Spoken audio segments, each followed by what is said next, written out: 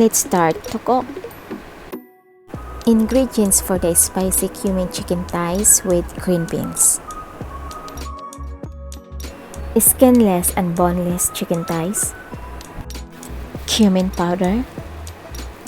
Chili flakes. Green beans. Salt and pepper.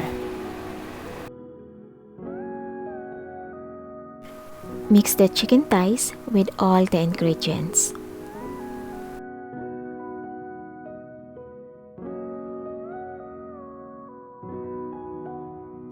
And set aside for at least 15 to 20 minutes. Bring a pan of water to a boil.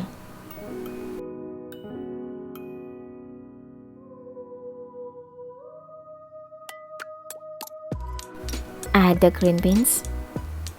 Leave to simmer until the beans are cooked but do not overcook. And drain. Heat up a frying pan on a medium heat. Place all the chicken thighs but do not overlap. Cook the first side until it turns golden brown.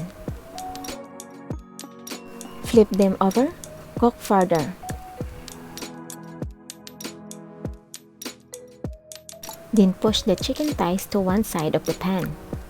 Add the green beans. Toast from time to time.